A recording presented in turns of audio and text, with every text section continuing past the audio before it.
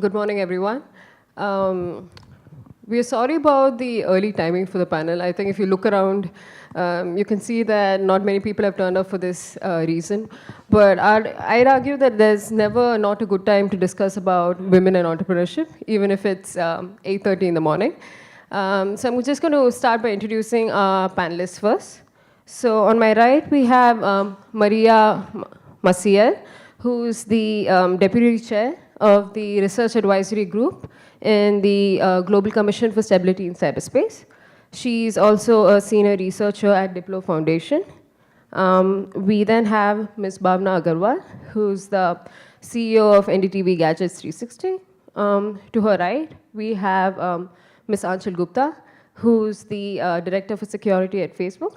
And finally, we have Kaya Kiglich, who works as the government cybersecurity policy and strategy, the director at Microsoft. So we're going to start with the questions. I had opening remarks, but I think since we are running out of time, we're going to start with the questions first. So I thought I'd start with Kaya first. So we know that Microsoft takes women seriously. So when I was doing my research for my paper as well, I found that of all the large tech operations, Microsoft has one of the largest gender ratios, women to men. So I was wondering how you found the role of tech corporations important when it comes to being at the forefront of this debate. Yeah, I think, to be honest, I think all the large tech companies probably have about the same percentage of women. I think I found it interesting. So I'm Slovenian, and sort of in Slovenia has very, very high on the gender equality issues, right? I think both from the perspective of access to education, employment, but also things like domestic work. I think we have lots of men who do a lot of house chores, which is always a good thing. But so working in a tech company and also working in a security department was interesting for me, because I think it was so I think we published recently, I think, the statistics, and we have about, I think, 29% women across the board. I think in terms of where we are in just technical roles, it's probably about 19%, which is about average, and it's kind of reflects what the number of women coming out of university. But in security, and that's not a Microsoft number because I actually don't know the Microsoft number, but in security, there's probably about only 7% of women. So you go to any conference, and then you're like, oh, it's just me. So I think it's just interesting to see and observe and sort of move into this space. I think the tech companies have a great role and great power to do a lot, and I think in particular working in the US, in terms of the benefits they offer, whether it's for family care, whether it's the ability to take time off, ensuring that equal pay, things like that, the benefits are amazing. And they can drive not just the tech industry, but other areas forward in this regard, because it's not necessarily something that's common, right, across the board, even if the number of women are super small. But then we also have, I think, a responsibility to actually engage and drive women into education in this space, because I think the challenge is not necessarily just we don't hire enough women. It's just there's not enough stuff out there coming out of school, and those things take time, right? I think you need to start not even just at university. You need to start super early, because I'm pretty sure. So I'm not an ICT person. I'm a policy person, but I'm pretty sure that by the time I was like 10 years old, I was like, I will study history. I didn't do any maths. I didn't do, I did the one I had to, but it was really not my favorite subject. And I think that was partly because just none of the other girls I knew did anything like that. And so the tech companies coming in and showing the benefits and showing that this can be an interesting subject, and it's also explaining that it's not necessarily just male world and it's difficult to succeed in, I think they have an important role. But then you always have things like, and I'm going to say this because it happened last week. We hired my team hired a new person, and we went to a boy, and we went to, I kind of went with him to the orientation and things like that. And 3 different people assumed that was his wife rather than his manager, which I was also like, who brings a wife to work on the first day? But so that, but that also happened. So I think. I was reading about how Microsoft's virtual assistant, it's called Cortana, I think. So if you ask Cortana, are you a girl? The assistant would respond saying, no, but I'm awesome like a girl. So I think it's important that, as you said, a lot of tech corporations are taking up the role of advancing women in this field as well. So I think there's an interesting segue there. You said women in security, right? So, and we have Ms. Anshul here, who works at security at Facebook. So I understand that you lead teams that handles risk compliance, but here you're wearing a different hat. We were hoping that you could share your anecdotal experiences about what it really meant to climb the ladder in Silicon Valley. I think we often hear about it, I read about it, but to hear it in person, I think would be interesting. Sure. So there are quite a few things actually that work behind the scenes, I should say. Women, usually it is said that women are not risk takers. So we feel very comfortable doing just like what we feel we are excellent at. And if we are asked to step out of that comfort zone, we are like, oh my God, I may not succeed. And there is one study that was done that if women are applying for a job, when they look at the job description, unless it matches 100%, they don't apply. They're like, oh, it's not matching 100%, I'm not going to be successful, I'm not going to apply. So I had actually a very similar experience in my career. I was at Yahoo, I was director of engineering, very happy living my life, doing some creative work there, and then at that point, Skype reached out. And they were looking for a security leader. I said, no way, I don't have security expertise. I am an engineering leader, and why do you want to talk to me? So they said, no, we want to talk to you. Why don't you come on over? Somehow they convinced me to go over and talk to them because they were visiting from Tallinn. They're like, we are coming from that far. Can't you come like 10 minutes and talk to us? I'm like, sure, I'll be polite. I'll come and talk to you. And once the discussion was over, they made an offer. And I was like, I don't know what these guys are smoking, because I'm definitely not the right person.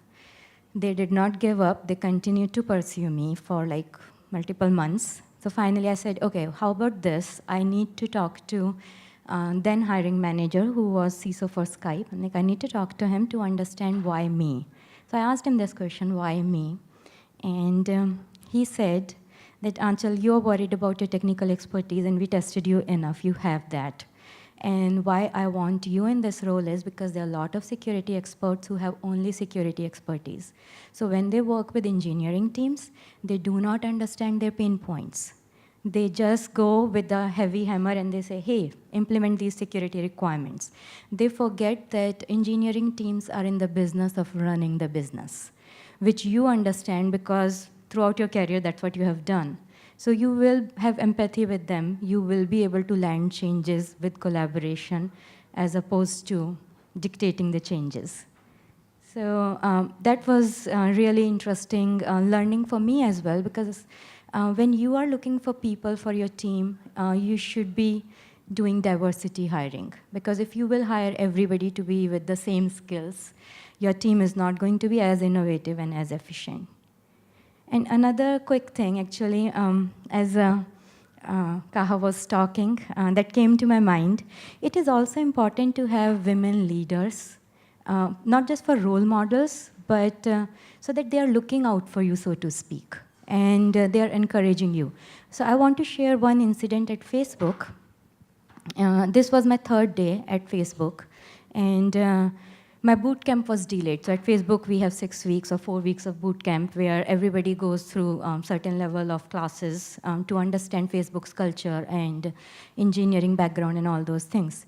So my boot camp was to start 2 weeks later, and I was to hit the ground running because of some challenges that were to be sorted out. So 3rd day into my work, this is my first meeting with Cheryl, where we were supposed to brief Cheryl on something. And Cheryl is my kind of a role model. And I was like, oh, wow, I'm going to be meeting with Cheryl. So she's sitting in the conference room at the head of the table, right by the door, and then there's a long table. And I obviously had no clue what the briefing is going to be, because this is my just third day. My manager wanted me to come along so that I get up to speed. So I'm the first one walking in the room, and I enter the door, I continue walking. I go to the far end of the room, pull the chair and sit on that, and Cheryl is looking. She was like, what's up with that? I'm like, because in my mind, I was like, I'm going to be the fly on the wall. I have no clue what's going to be discussed in this meeting. So the people who know what is going to be discussed, they should be sitting right up front, and I can hide in a corner. I wasn't hiding in the corner because that's my nature, no. But that was the reasoning in my head. So she's like, there are all these chairs. Why are you going and sitting all the way up there? Come, sit next to me. I was like, okay. So I mean, when you have leaders like this who are always, so she always speaks about women having seat on the table, and she really makes sure that when she is in a room, women do have seat on the table. Thank you, Anshul. I think, I mean, mentorship is definitely an important aspect as well. As Kaya had mentioned, the problem starts at the beginning of the pipeline, that you want to make sure that there are people in the field who can then join these corporations. But then once you join these corporations, you want to make sure that there are enough women in leadership roles who can then mentor them later as well. So we're going to move on to Bhavna right now. Bhavna is an entrepreneur herself, and was in the founding team of Yatra, which is a popular travel website online. So I was wondering, in your experience, since you still mentor startups and you're on the advisory boards of many, what do you think are the challenges that women face when it comes to obtaining funding? Because I read the study in the US that women have more success obtaining funding from crowdsourcing platforms versus obtaining funding from traditional venture capitalist sources. So there are definite challenges that women are facing. But we're also seeing a trend where a lot of startups with women founders are also doing well. I think the last week we heard about this company called Stitch, which offers personalized shopping at your doorstep, that came out with their first IPO. So there's definitely a demand for products and services that are catered to women and that are delivered by women. So I was wondering what challenges you saw that women entrepreneurs faced. Hi, so one of the first things that I tell everybody, especially women entrepreneurs or wannabe entrepreneurs, is that the only thing that's stopping you is your willingness and your willingness to try. Because a lot of times, I mean, in fact, most of the times, women feel that we are not good enough, even if they are, because they're judged very critically. It's not that men don't face a lot of challenges at work, but it's they're not judged as critically as women are, and a lot of times that really stops them from taking risks, right? Whether it in case you're working and you're not an entrepreneur, a lot of times you feel that should I really go and ask my manager, why did I get this percentage in my appraisal and not higher? Why should I not get promoted? A lot of times we don't ask. Yeah. I think they largely tend to gravitate towards the worst case scenario and not the best case scenario. Even when they're making business plans, they're likely to, a lot of times, they're likely to create business plans that are largely towards the worst case scenario. What if everything goes wrong, right? And not that, what if everything were to go right, right? Why can't, I be aggressive? And, because I think their failure would be judged very critically compared to men failing. So I think that really stops them quite a lot of times. In fact, when I started, in fact, I had a slightly different experience. Instead of wanting to study history, I was all about science and maths, and I had everyone around me wanting to either become a doctor or an engineer. I think I was the only odd one out who wanted to be an entrepreneur, and everybody used to look at me like, are you really crazy? And who would want to be an entrepreneur? Who would want to take risks, right? When you can have a well-cushioned job, right? Or you could be a doctor or an engineer. So I think I just wanted to do it for the sake of it, thinking that no, it'll be fun, and why should I go for, or being a doctor, right? Because I thought that I mean, no offense, but I thought it'd be very boring, right? I mean, so, but, yeah. But, when I was, when I wanted to be an entrepreneur, sadly, there was no network, right? There was no support network. There were very few mentors, and even lesser investors who would really trust you. I remember, when we launched Yatra, and we were very fortunate to get some really good investors from the Valley and from India. There was a time when they thought that I was too young, right? And they're like, hey, how would you, really lead a team? I remember, and sometimes, even then, when we really exceeded the expectations, and we were literally, doing everything, in our might to make things happen, a lot of times from within your team, you face opposition. Because a lot of times, it's not only investors or your stakeholders or your clients feeling that, you're not good enough, right? Sometimes they really believe when they see things happen, but a lot of times women also feel that, hey, I mean, she's, my daughter is of her age. Why should I, listen to what she has to say? They may not say it, but sometimes they also feel.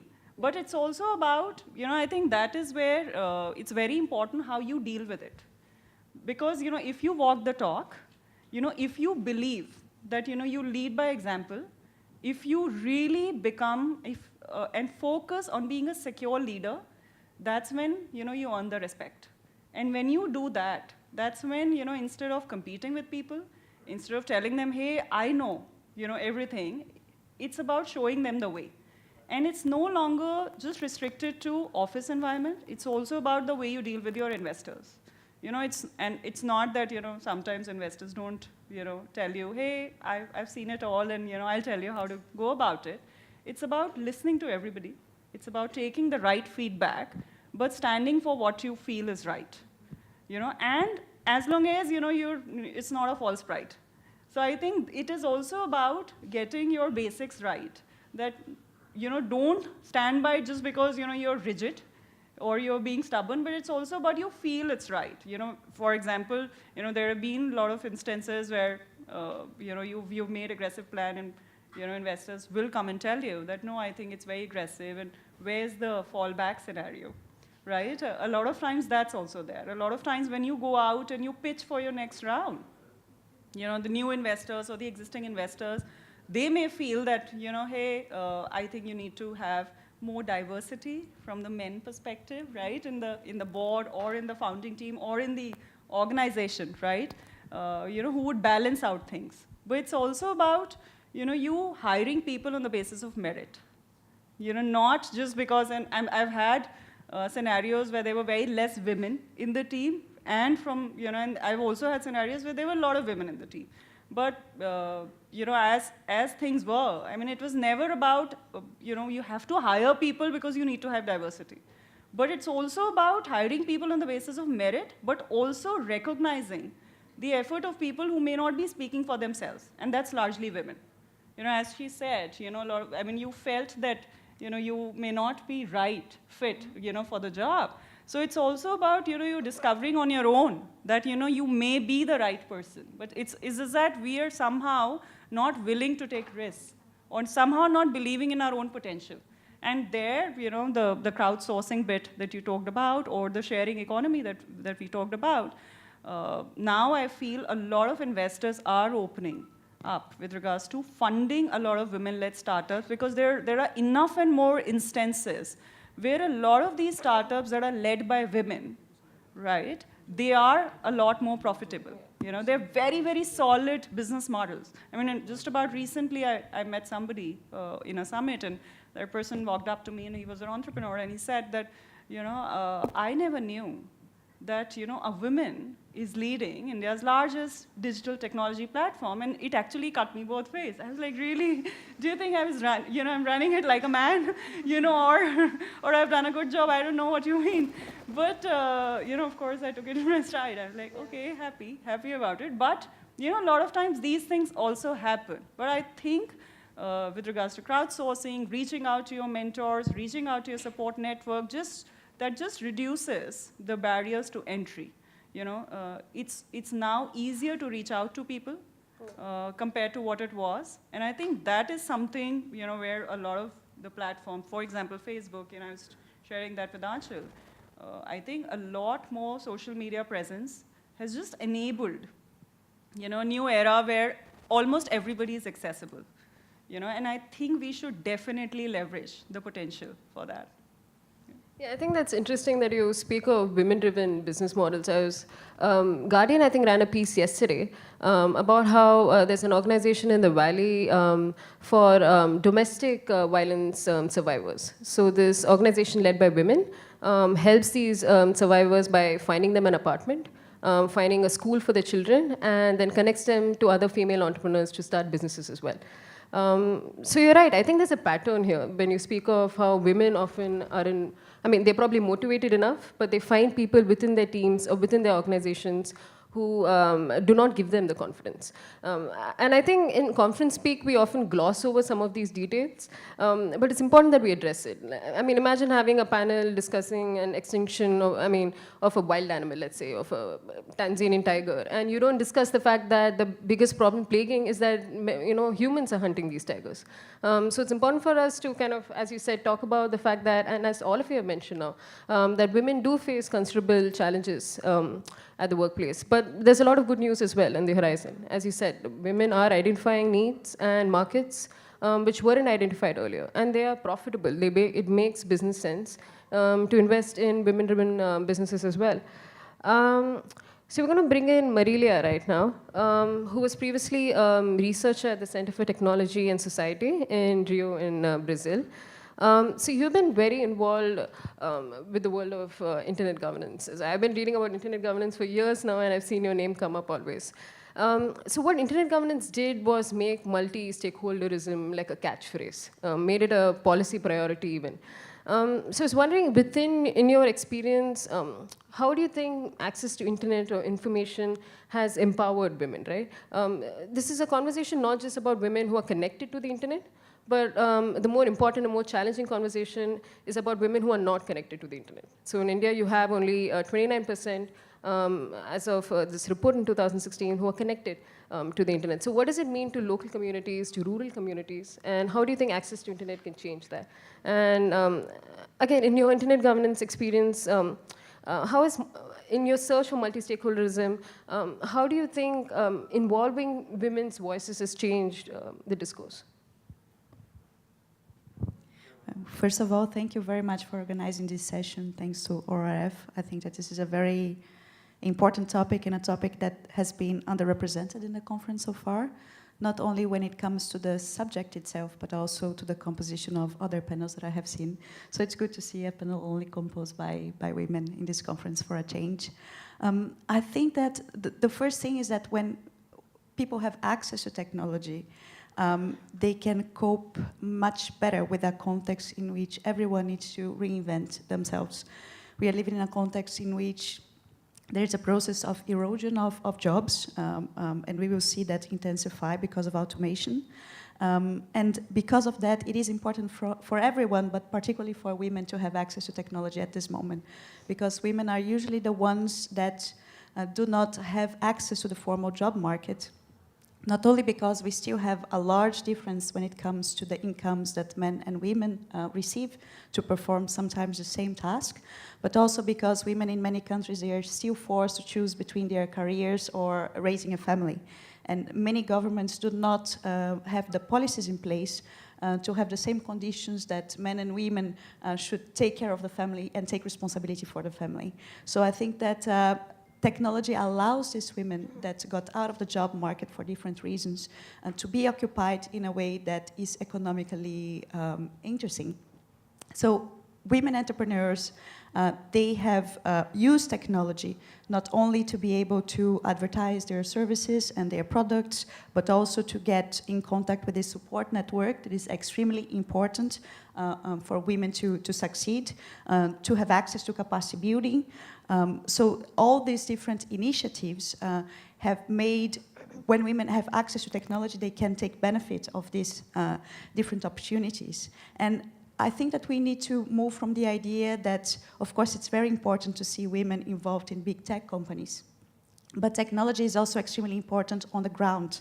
And this is where it really makes a difference. So you see, for instance, platforms that have been introduced in developing countries such as Kenya that have helped women that were producers of bananas to coordinate among themselves the day that they would take the bananas to the market, because if they took the bananas on the same day, then the price would drop.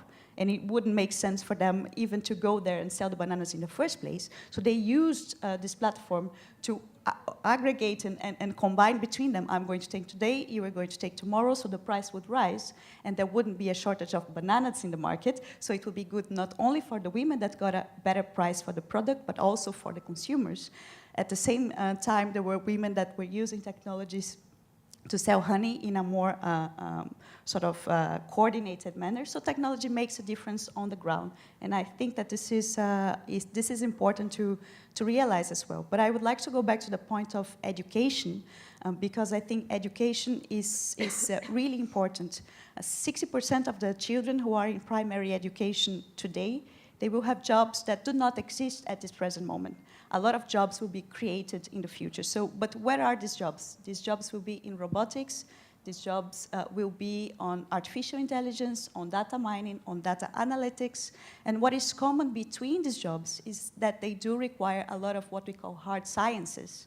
So, and if we see women, they do not have access to these careers. Many times, because, and this is very interesting, there was a research on gender stereotypes that conducted interviews with very small children, 6 years old. And they could detect that even as early as 6 years old, the children, when they were presented with a task that has been labeled as a very difficult task to perform, girls would not choose this task. They would choose something else. And when they were called to define their gender with adjectives, they would never choose brilliant. So the perception that women are not as smart or not as smart as the boys just leads them towards careers that are seen as hard, as a lot of mathematics, a lot of physics. So women steer away from that in a very early age, and this needs to be corrected. And this is something that governments could have a role at in education, because if they steer away from these careers, then they will not be the ones who will have access to the skills that will be important for the jobs to come, such as the jobs that I spoke about in artificial intelligence and ICTs. So this is very important. And this should be resolved not only on the ground. Of course, governmental policies, national policies are extremely important, but also international coordination, because there are very good examples on the international level and a network of support between countries as well that helps these examples to be publicized. So capacity building is something that we all should take responsibility for, and I think that in governance debates, this is a topic that needs to be more present. Yeah, I think it's interesting that you pointed out that this conference otherwise may not have as many women involved in their panels. I think conferences are an interesting place where you get to see the diversity play out sometimes so starkly when it's on something like cybersecurity. So I was wondering if anybody had any questions for the panelists? Okay, we have one there. Yeah. Yes, sir. It's, I think, kudos. All of them spoke very well, presented their experiences and views. Since you said that access to technology is important, but the way our education and our belief system, our society, I think you guys are lucky that you could transcend those barriers and then have your strong belief system. But in general, the women in India particularly, still do not have even access to basic education. And if they are not given good, I believe you all had a good education, that's why you're here. So how do we really have entrepreneurship at that level, which is denied of access to these facilities, or the divide would increase? I mean, what are your views on that? Having gone through that journey, how do you address the mass need of the women? I mean, mass need, I mean in general, because this is lucky few. Yeah, this was a difficult question, but I think all of you can handle it. So which one of you would want to take it up? Both of us can. Yeah, no, what you said is so true. I was born and brought up here. So, and I know not everybody is lucky enough to get STEM education. My dad is electrical engineer, and since the very childhood, I remember my grandparents even telling me, "You are going to be like your dad. You are becoming an electrical engineer." So that's when I started dreaming about it. And not everybody is lucky. That's so true. And I'm happy to see that even Indian government has recognized this. So there's this project that they are leading, Beti Padhao, Beti Bachao. So I think that is very much in that direction where they want to encourage people that girls are not someone who you pamper them, they grow up, and then you just marry them off. They are individuals, and they have a ton of potential. If India can unleash that potential, there will be tremendous economic growth here. So I would say that having that kind of mindset and focus will definitely take it to the next level. You want to add? I would actually like to share, a recent interaction that I had with a lady, and she was from a remote village in Maharashtra. I was speaking at an entrepreneurship summit, and it's actually true. I mean, we all take, especially here, we all take digital for granted, right? I was sharing with her that, we literally order everything online. Because we take it for granted. For us, it's a way of life, but it's only, yeah, exactly. And it's only when you meet the other side, the real side, that's when you realize how important digital empowerment is for them. For them, it is life-changing. And I met this lady, and she was called by one of the organization to share her experience of how internet has been able to transform her life. And she could not speak well, right? She had difficulty expressing her thoughts, but the journey that she shared was so inspiring even for me that, wow. And I'll share, very briefly what she did. One of the organizations, I think Google, Facebook, Microsoft, a lot of these organizations are actually trying to reach out to the end users in tier 2, tier 3 cities. Here we all understand how digital works, but a lot of times women or men don't even have access to mobile phones, right? Or for that matter, even smartphones, right? So a lot of these organizations, with the help of government, are taking initiatives to pick up certain people in a village and train them, with basic skills of understanding what is internet. And this woman, she wanted financial support, right? She wanted, her children to have a little better education, and, they were single earner, husband was earning, right? But then she figured out through the help of internet that, hey, as of now, she was, she was just selling about 1 or 2 kgs of honey in the entire month. Then she figured out that even honeybees get sick, right? She started seeing videos. Her husband started giving her the phone for 1 hour in a day. That, okay, I will give you the phone, the access to internet for just 1 hour, right? And then she started realizing that if I were to do these things in this manner, and I will also be able to sell more, I'll also be able to produce more honey, and within few months, now she sells 300 kgs in a month. From 2 kgs to 300 kgs. And we all stood and we clapped for her. She even fought for Sarpanch elections through WhatsApp. I was like, wow, right? We all use WhatsApp, right? It's a way of life. But she used it. And she said that, winning or losing was not the question. The question was she wanted to set an example that if I can do it, all the other women and all the little girls in the village can do. This would be an example for others that if women are allowed more access to internet in the right manner, right, how it can transform their life. And I think it's a great example, and suddenly I was like, wow, there's so much that even I don't know, right? So I think that is something that is beginning to happen at the grassroots level, but a lot more needs to happen. Yeah. Actually, I will just give a small observation. Yeah, one second. Yeah, I just want to quickly add to that, since you pointed out that Facebook, Google, Microsoft, we all have programs. So Facebook has specifically a program called She Means Business, and this is where we are training women how to do digital marketing. Because right now they are very much working out of their home, and it's hard for them to scale their business. And once they get online, they have digital life, then the marketing there is very different. So educating them is, I think, providing them that opportunity. So.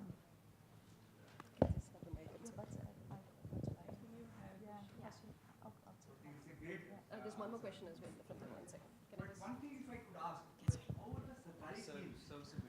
We're running out of time, unfortunately, and we had someone put up their hand right here. Can you? Yeah.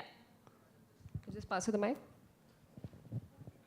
Can you respond? Thank you. I'm Patricia Lewis from Chatham House in London, and I want to thank each and every one of you for a great presentation. It was worth the wait, definitely, and worth skipping breakfast for, so thank you.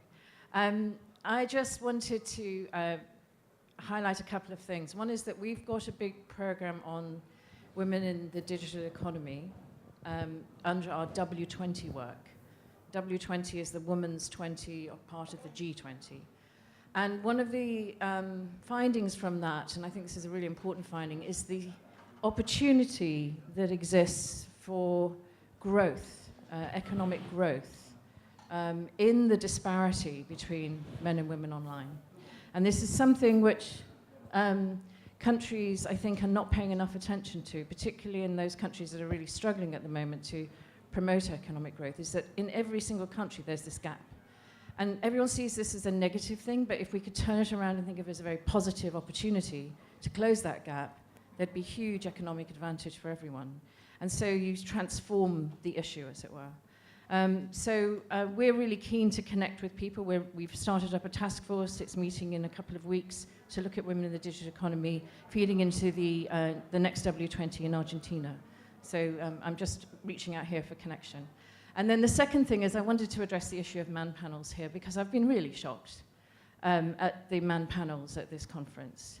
It's something that we have been working so hard in our policy world to try to avoid. And I know that we struggle and we're far behind, but to be honest, you know, in my department, in international security in Chatham House, we're predominantly women.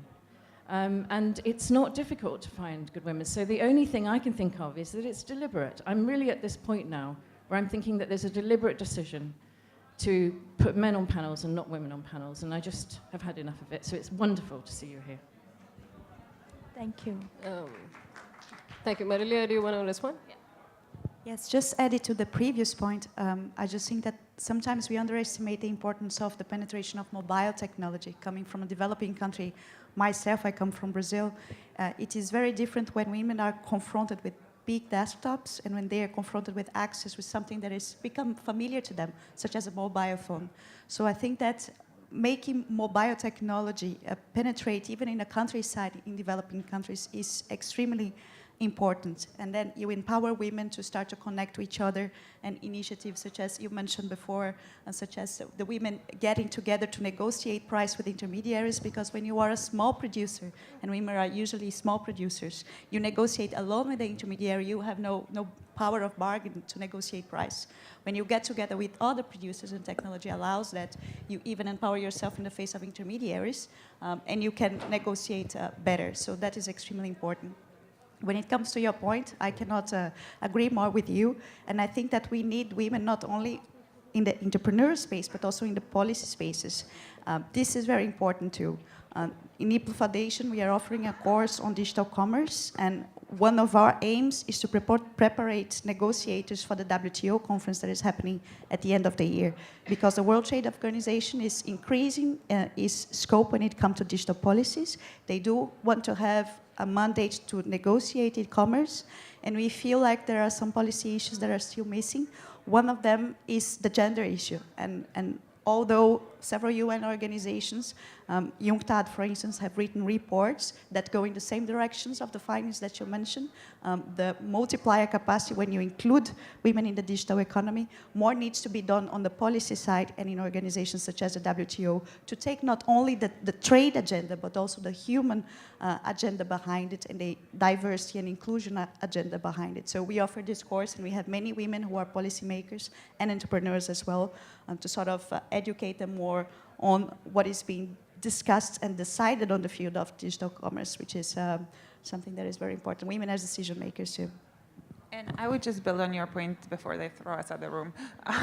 I think that I would take it even sort of a step further. I think, you know, when we think about digital, we should think about it not just about empowering it, sort of to do new things, but to actually give access to some basic things, which I think in a lot of the developed countries we take for granted. And I think, so for instance, over 55% of women around the world don't have access to banking, right? Things like mobile banking or in just simple transactions really enable women to not just sort of be entrepreneurs and do great things, but to make small steps to improve their lives, and that benefits the economy. So I think we should think about it from that way as well. I think the other thing I would say is we should also, you know, I think we all had great women models. I think I also had personally great male models that really pushed me forward. And I think it's important to, I'm like very glad that we have some men in the back of the room. I think they need to be part of the debate, because otherwise I think it is a little bit like you said, I think there is a, you know, there's a male discussion and then there's sort of some sort of side panel somewhere.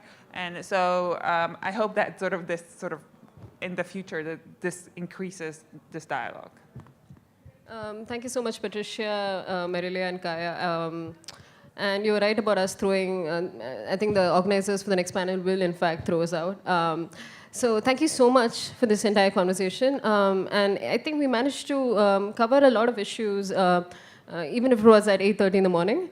And I guess we'll go ahead and start with the next panel. Thank you so much.